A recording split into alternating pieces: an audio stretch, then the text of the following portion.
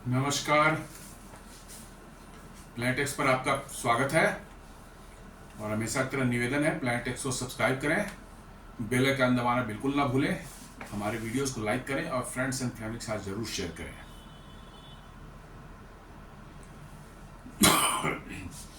दोस्तों, business standard में एक न्यूज़ छोटी सी थी, जिसको देखने के बाद मुझे लगा कि इस पर एक छोटा सा विश्लेषण कर सकते हैं। अभी आपको याद होगा 18 जुलाई को जो है यूरोपियन यूनियन ने जो है भारत पर एक छोटा सा सैंक्शन लगाया था। वो 18 सैंक्शन पैकेज उनका था रशिया के अगेंस्ट में। उसमें भारत का भी नाम कहीं ना कहीं उन्होंने जोड़ लिया था, और वो था भारत के नायरा एनर्जी और अन्य रिफाइनरीज जो रशियन ऑयल को इंपोर्ट करते हैं और यूरोपियन यूनियन के रिफाइंड प्रोडक्ट एक्सपोर्ट करते हैं, उनके प्रोडक्ट को पर रेस्ट्रिक्शन लगाने की ये थी। तो बिजनेस स्टैंडर्ड ये कहता है कि इंडिया में escape relatively unscathed from European sanction. इनका कहना है कि शायद भारत को यूरोपियन सैंक्शन का कोई असर नहीं पड़े भारत पर। परिस्थितियां जिस तरह से बन रही है और भारत जिस तरह से जवाब दे रहा है, तो ऐसा लग रहा है कि यूरोपियन यूनियन के सैंक्शन का कोई असर भारत पर पड़ने वाला नहीं है। रादर ये उन्हीं पर भारी पड़ने वाला है, यूरोपियन यूनियन के ऊपर ही भारी पड़ने वाला है। जैसा मैंने बताया कि यूरोपियन यूनियन ने 18वां सैंक्शन पैकेज 28 जुलाई को 2025 को अनाउंस किया था, जहां उन्होंने targeted refined products, petroleum products derived from Russian oil से यदि कोई रिफाइंड प्रोडक्ट्स बनाया गया है उस पर उन्होंने सैंक्शन लगाए थे। Even it processed in third countries like India, यदि वो थर्ड कंट्री कोई इंडिया में भी प्रोसेस हो रहा है या कहीं और भी हो रहा है, उस पर उन्होंने सैंक्शन लगाया है। और ये फुल इन्फोर्समेंट जो इसका होगा, ये होगा जनवरी 21, 2026 से जो है जनवरी 21, 2026 से इसका फुल इम्प्लीमेंटेशन हो जाएगा। और इसमें स्पेसिफिकली उन्होंने टारगेट जो किया है जानबूझ के, इस पर मैंने एक वीडियो भी 2-3 दिन पहले बनाया था नायरा एनर्जी के बारे में।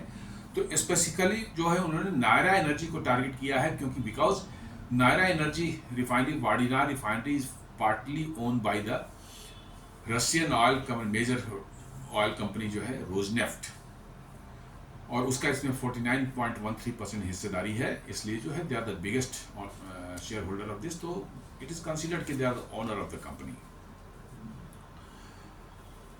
और इसके साथ साथ जो है उन्होंने न सिर्फ रिफाइंड प्रोडक्ट्स लेने से मना किया है, बट इनके assets freeze, travel bans, restrictions on shipping, insurance and exclusion from European Union financial services, ये भी इन्होंने नायरा एनर्जी के लिए जो है मेंशन किया है। इसमें मतलब उनको पूरी तरह से आइसोलेट कर देना है, किसी तरह का उनको जो है यूरोप से कोई बिजनेस नहीं कर सकते। उनके लोग वहाँ ट्रेवल करेंगे तो वो बैन हो जाएगा। उनके शिपिंग पर रेस्ट्रिक्शन है।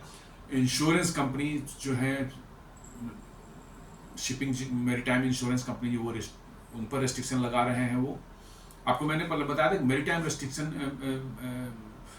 शिपिंग इंश्योरेंस जो है ये एक बहुत बड़ा बिजनेस है, और सारा का सारा ये बिजनेस जो है सिटी ऑफ लंदन, जो कि लंदन के अंदर में एक अनदर सिटी है 5-6 स्क्वायर किलोमीटर का, जिसको सिटी ऑफ लंदन बोलते हैं, उसके अलग पूरा सिस्टम अलग है, मेयर भी उसके अलग होते हैं, म्यूनिसिपल लिमिट्स भी उसकी डिफरेंट है। वहाँ पर ये सारी कंपनियां बैठी हुई हैं, और इनकी बदमाशियां पूरी दुनिया में चलती हैं। जिस पर चाहते हैं मनमाना जो है प्रीमियम वसूलते हैं मैरीटाइम इंश्योरेंस के नाम पर, और इनका धंधा चलता रहता है पूरी दुनिया में। तो उसी का जिक्र उन्होंने किया है कि मैरीटाइम इंश्योरेंस भी जो है वो शिपिंग जो होगी नायरा एनर्जी करेगी, उस पर नहीं दिया जाएगा।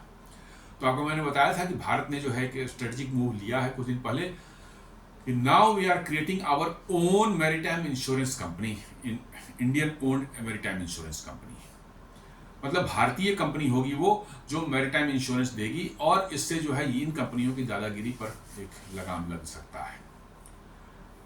और आने वाले वर्षों में जो है वो कंपनी काम करना शुरू कर देगी। उसके बाद हमें इन यूरोपियन जो है मैरीटाइम इंश्योरेंस कंपनी की ज़रूरत नहीं पड़ेगी और इनकी जो है बदमाशियाँ जो है ये हम उनको जो है काउंटर कर पाएंगे। साथ साथ जो इंडिया के एक्सटर्नल अफेयर्स मिनिस्ट्री ने जो इसको पूरी तरह से रिजेक्ट किया था, उन्होंने कहा कि ये यूनिलेटरल है और हम इसको नहीं मानते हैं, और साथ साथ कहा कि भारत की एनर्जी सिक्योरिटी जो हमारे अटमोस्ट प्रायोरिटी पर है और हम इसको ऐसे सैंक्शन को नहीं मानते। हमारी एनर्जी सिक्योरिटी हमारे देश के लोगों के लिए जो है जो ज़रूरत है वो काम हम करते रहेंगे, वो स्टेप्स हम उठाते रहेंगे। एमईए के स्पोक्स पर्सन जो रणधीर जायसवाल ने जो है reiterated India doesn't support unilateral sanctions, emphasizing lawful energy trade and warning against double standards.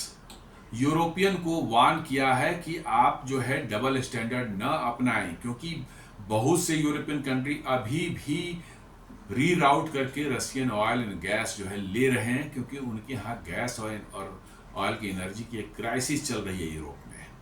जब से ये हुआ है, ऐसे ही वो इंडियन रिफाइंड प्रोडक्ट्स के तरफ जो है झुकाव उनका नहीं हुआ था। जैसे ही उन्होंने रसिया से ऑयल एंड गैस बंद किया, वहाँ सडनली जो है एनर्जी के प्राइसेस जो है पेट्रोलियम प्रोडक्ट्स प्राइसेस 10 गुने बढ़ गए यूरोप में, और मजबूरी में जो है उन्होंने फिर रुख किया भारत की तरफ। भारत से जो है उन्होंने लेना शुरू किया और अब जो है फिर भारत को ही आंख दिखाने की कोशिश कर रहे हैं। तो ये उल्टा उन्हीं पर पड़ने वाला है।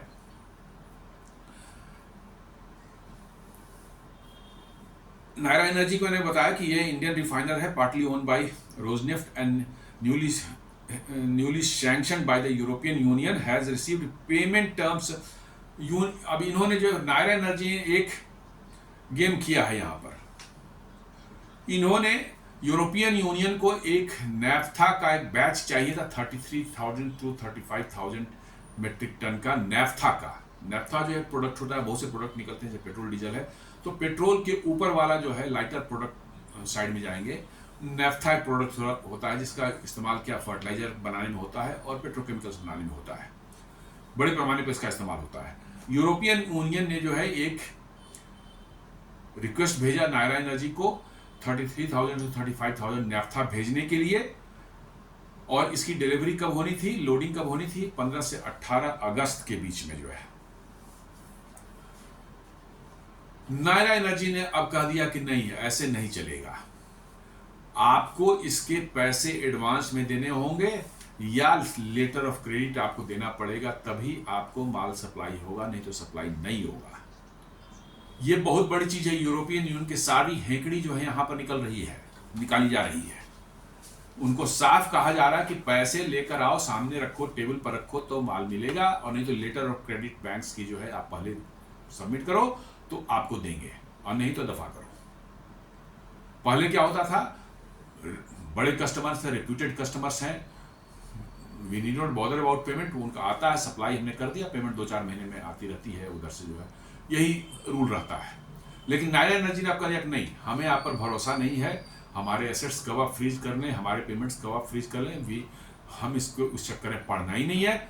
आप मुझे पहले जो है पैसे ला के रखो, एडवांस पेमेंट दो या लेटर ऑफ क्रेडिट ला करके दो, तभी माल मिलेगा, नहीं तो नहीं मिलेगा। ये यूरोपियन यूनियन के गाल पे बहुत बड़ा थप्पड़ है। वो जो समझते थे कि वो डेवलप्ड वर्ल्ड है, दुनिया को जैसे चाहे डिक्टेट कर सकते हैं, now the table is being turned on them. जैसा मैंने बताया कि कार्गो लोडिंग 14 से 18 अगस्त को होना था, और इन्होंने मना कर दिया कि भाई एडवांस पेमेंट दो और नहीं तो हम इसको कर देंगे। और साथ साथ नायरा एनर्जी ने कहा कि अब हम आपको देने वाले भी नहीं है। उन्होंने इस पूरे जो कार्गो का ब्लॉक था 33,000 to 35,000 टन का नैफ्था का, इन्होंने एक गल्फ में खाड़ी में किसी बड़े ऑयल कंपनी को उन्होंने बेच दिया है। नाम नहीं डिस्क्लोज गया है, लेकिन ये न्यूज में आई है कि ये कार्गो जो जाना था यूरोप, उसको जो है यूरोपियन यूनियन को जाना था, ये इन्होंने खाड़ी के एक बड़े ऑयल कंपनी को उन्होंने बेच दिया है, और इस पर इनको 2.5 से $3 पर बैरल का एक प्रीमियम भी मिला है। मतलब यदि यूरोपियन यूनियन को जिस प्राइस पर बेच रहे थे उससे 2.5 से 3 बैरल ज्यादा इनको प्राइस मिल रही है। ये खाड़ी के जो एक बड़े ऑयल कंपनी को उन्होंने बेचा है। अब सोचिए बेचा है तो वो खाड़ी का ऑयल कंपनी जो है क्या करेगा? खाड़ी में तो ऐसे ही तेल निकलता है, वहां पर रिफाइनरीज हैं और ये सब प्रोडक्ट बनते रहते हैं। वो जाएगा कहां? वही यूरोप जाएगा घूम करके। ये एक्चुअली ऑयल ट्रेडिंग चलती रहती है बड़ी बड़ी कंपनियों के बीच में, जो है इस तरह के स्वैप्स होते रहते हैं, कार्गो स्वैप्स होते रहते हैं। इन्होंने बेच दिया उसको, वो अब वहां पर बेचेगा। पता करते रहो कि रशियन ऑयल का है कि सारा वहां का क्या कहते हैं अरबियन ऑयल का है, आपको पता ही नहीं चलेगा क्योंकि उनके यहाँ बन रहा है और बाहर से उन्होंने ले लिया। अब किसके साथ कौन मिक्स है आपको क्या पता है? तो ये गेम कर दिया नायरा एनर्जी ने। अब इन्होंने बेच दिया खाड़ी के देश को। उनको जरूरत है तो हम तो दे नहीं रहे हैं, तो कहाँ जाएंगे? वो जाएंगे गल्फ के कंट्री के उस मतलब की जो कंपनी के पास में, और वो कंपनी उनसे अब और ज्यादा चार्ज करने वाली है क्योंकि उसने 2.5 to $3 का प्रीमियम भारतीय कंपनी नायरा को दे दिया है।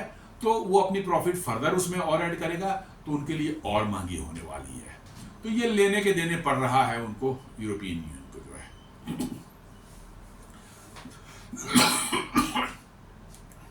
सॉरी, किस ऑयल कंपनी को उन्होंने बेचा है ये डिस्क्लोज नहीं किया गया है। और ये पहला मूव नहीं है नायरा द्वारा। नायरा ने ऑलरेडी जो है इन्होंने जो डिपेंडेंसी जो है अपनी यूरोप पर जो है उसको कम करने के लिए ये ऑलरेडी जो है बातचीत उन्होंने शुरू कर दी है। अपने डीजल, पेट्रोल और ये सब जो पेट्रोलियम प्रोडक्ट्स हैं अपने रिफाइनरी से, उनको डाइवर्सिफाई करने के अफ्रीकन और एशियन नेशंस में। छोटे छोटे बहुत से कंट्रीज हैं जिनके पास अपनी रिफाइनरी नहीं है, क्योंकि रिफाइनरी बनाना तभी इकोनॉमिकली वायबल होता है जब आपका कंजम्पशन बहुत बड़ा हो। क्योंकि रिफाइनरी को ऑपरेट करना और मेंटेन करना it is not a joke. जब तक वॉल्यूम ऑफ मैंने क्रूड प्रोसेसिंग और कंजम्पशन ऑफ प्रोडक्ट्स जो है बहुत हाई नहीं हो तो रिफाइनरी को बनाना ये not viable for small countries. तो बहुत से स्मॉल कंट्रीज जिनके पास पेट्रोलियम प्रोडक्ट्स की सबको जरूरत है लेकिन बहुत क्वांटिटी नहीं चाहिए, तो वहां पर जो है वैसे अफ्रीकन और एशियन देशों को जो है टारगेट कर रहा है नायरा एनर्जी। और एडवांस स्टेज में बातचीत चली गई है और now the cargo will be diverted from the Europe. Europe further energy crisis में जाने वाला है क्योंकि अब तक तो इंडिया से उनको रशियन क्रूड के कारण जो है चीप प्रोडक्ट मिल रहे थे। अब उनको भाग के जाना पड़ेगा कहाँ? या तो गल्फ कंट्रीज के पास में चाहे अमेरिका के पास में। अब ये देख ली भारत से सप्लाई की बंद हो रही है तो ये निश्चित रूप से अब ज्यादा चार्ज करेंगे और ज्यादा चार्ज करेंगे। तो अब इनकी जो सारी हेकड़ी जो निकल जाएगी, इनको और पैसे देने पड़ेंगे। ऑलरेडी एनर्जी क्राइसिस वहां चल रही है और वहां के लोगों का फ्यूल के प्राइसेस बहुत बढ़ चुके हैं, 10 गुना बढ़ चुके हैं। अब ये और ज्यादा उनको लगेंगे। तो वर्चुअली जो है उन्होंने अपने पैर पर ही कुल्हाड़ी मार ली है और यही होना ही था उनके साथ ठीक हो रहा है। उनकी हेकड़ी जब तक नहीं निकलेगी तब तक वो सुधरने वाले नहीं है। तो नायरा एनर्जी वो डाइवर्ट कर रही है, साथ साथ कह रही है कि हम लीगली चैलेंज करेंगे यूरोपियन यूनियन को, यूरोपियन कोर्ट ऑफ जस्टिस में जो है, जो यूरोपियन यूनियन के जुरिडिक्शन में आता है, और साथ साथ डोमेस्टिकली भारत में भी जो है उनका हम लीगल एक्शन आप लेने वाले हैं। साथ साथ जो है उसी दिन में उन्होंने अनाउंस कर दिया कि 70,000 करोड़ भारत में फर्दर वो इन्वेस्ट करने वाले हैं, जो नायरा एनर्जी के प्रोग्राम के वीडियो मैंने बताया था। ये अनदर उनके घाव पर, यूरोपियन घाव पर मिर्ची लगाने जैसा है। अब उनकी बोलती बंद है कि करें क्या। औकात कुछ भी नहीं है उनकी, लेकिन हेकड़ी जो इतनी है कि भाई वो इतनी जल्दी खत्म कैसे हो जाएगी। तो अब उनके घाव पर मिर्ची भी लगा दी गई है कि साहब आपको हम तेल भी नहीं बेचेंगे, खरीदना है तो पैसे पहले टेबल पर ला के रखो तब माल मिलेगा, और नहीं तो दफा करो। और माल जो है वो अफ्रीकन और अदर कंट्री जा रहे हैं जहां इनको बेटर प्रीमियम मिलने वाला है। यूरोप से ज्यादा, चूंकि यूरोप बल्क में खरीद रहा था तो प्राइस नेचुरली आपको थोड़ा डिस्काउंट देना पड़ता था, लेकिन ये छोटे छोटे कंट्री तो कम प्राइस में क्वांटिटी में लेने वाले हैं, तो आपको जो है बेटर प्राइस मिलने वाली है। तो वर्चुअली इस सैंक्शन से भारत की रिफाइनरीज जो हैं उनको फायदा ही फायदा होने वाला है। कोई नुकसान नहीं है। वैसे भी ये 2026 जनवरी से शुरू होने 21 जनवरी 2026 से ये लागू होने वाला है। तो भारतीय रिफाइनर्स के पास में इनफ टाइम है कि वो अपने प्रोडक्ट्स को इधर उधर डाइवर्सिफाई करने के लिए, दूसरे देशों में भेजने के लिए वो अपना रास्ता निकाल रहे हैं और निकल जाएगा बहुत जल्दी, क्योंकि इनकी डिमांड अभी पूरी दुनिया में है। पेट्रोलियम प्रोडक्ट जो है कि हर जगह इजीली अवेलेबल नहीं है। अब भारत के पास इतनी बड़ी रिफाइनिंग कैपेसिटी है कि अपनी ज़रूरतें तो हम पूरी करते ही हैं, साथ साथ जो है दुनिया को भी हम बेचते हैं प्रोडक्ट्स। तो इसलिए जो है इतनी बड़ी कैपेसिटी होने का फ़ायदा ये है कि सारे देश जो है आपके पास जो है खरीदने के लिए मिल जाएंगे, अफ्रीकन एशियन कंट्रीज में। No need of going to the European countries. Mainly जो है नायरा एनर्जी और रिलायंस ही जो है रशियन तेल इंपोर्ट करते थे और यूरोप को एक्सपोर्ट कर रहे थे। नायरा ने अपना रास्ता खोज लिया कि हम दूसरी तरफ बेचेंगे। रिलायंस भी जो है धीरे धीरे अपनी डिपेंडेंसी यूरोपियन एक्सपोर्ट से हटाने जा रहा है और वो भी जो है रशियन, अफ्रीकन और एशियन कंट्री पर जो है पर फोकस करने वाले हैं। साथ साथ उन्होंने थोड़ा सा अपना ऑयल मिक्स भी थोड़ा चेंज कर दिया है, थोड़ा गल्फ से भी जो है ऑयल उन्होंने इंटेक बढ़ा दिया है। तो कोई बहुत समस्या किसी को भी नहीं आने वाली है। इनफ टाइम है, जनवरी तक जो है ये सारा प्रोडक्ट जो है कहीं और जाना शुरू हो जाएगा। पीएसयू रिफाइनर्स हमारे Indian oil, Bharat petroleum, Hindustan petroleum जो है ये भी बड़ी मात्रा में रशियन ऑयल इंपोर्ट करते हैं, लेकिन इनका ऑयल जो है यूरोप नहीं जाता। इनका सारा का सारा ऑयल जो है भारत में ही खपत हो जाता है, भारत में ही इतनी बड़ी डिमांड है, इसलिए इनको कोई चिंता ही नहीं है किसी बात की। तो दोस्तों मिला जुला कर ये है कि यूरोपियन यूनियन ने जो भारत पर सैंक्शन लगाया है, ये अब उल्टा इसका असर उन्हीं पर दिखना शुरू हो गया है। वहाँ पर लंबी कतारें जो सड़कों पर देखने जा रही है कि कोई पेट्रोल पंप पर जो है पेट्रोल जो है कम हो रहा है क्वांटिटी, अवेलेबिलिटी, बिकॉज कि उनके यहाँ स्टोरेज कैपेसिटी नहीं है यूरोप में। उनका था कि भाई लाओ रेडीमेड बनाओ और तुरंत थोड़ा छोटे मोटे स्टोरेज कैपेसिटी बनाओ और तुरंत मार्केट में बेच दो, माने कंटिन्यूअस जो है आ रहा है, माल निकल रहा है। अब जैसे ही भारत से सप्लाई पर असर पड़ना शुरू हो गया है और चीज़ें डिले होनी शुरू हो गई है, अब वहाँ क्राइसिस शुरू हो गई है। वो लोगों की लंबी लंबी कतारें गाड़ियों की लग रही है पेट्रोल पंप पर, सड़कों पर लोग जो है अपनी गाड़ियां छोड़ करके जो घर चले जा रहे हैं, सड़कों पर जाम लग जा रहा है उसकी वजह से, क्योंकि उनको पेट्रोल नहीं मिल रहा है घर जाने के लिए गाड़ियों को चला करके जो है। तो ये यूरोप में एक बढ़ती जो है ऊर्जा क्राइसिस जो है, एनर्जी क्राइसिस जो है, वो यूरोप को बुरी तरह से इफेक्ट करने वाला है। और जो सैंक्शंस जो है उन्होंने भारत लगाए हैं, शायद वो सैंक्शन जो है उनकी अर्थव्यवस्था की कमर तोड़ते हैं। तो देखने वाला इंटरेस्टिंग ये समय होगा आगे कि क्या होने वाला है।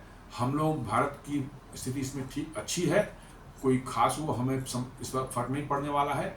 यूरोपियन यूनियन का आप देखना है कि उनका क्या भविष्य होगा, कैसे आगे इवेंट्स टर्न लेता है। तो दोस्तों एक छोटा सा विश्लेषण था यूरोपियन यूनियन के सैंक्शन के बारे में। तो उम्मीद करता हूँ ये वीडियो आपको पसंद आया होगा। वीडियो को लाइक करें, फ्रेंड्स एंड फैमिली के साथ शेयर करें, प्लैनेट एक्स को सब्सक्राइब करें और बेल आइकन दबाना बिल्कुल ना भूलें। धन्यवाद।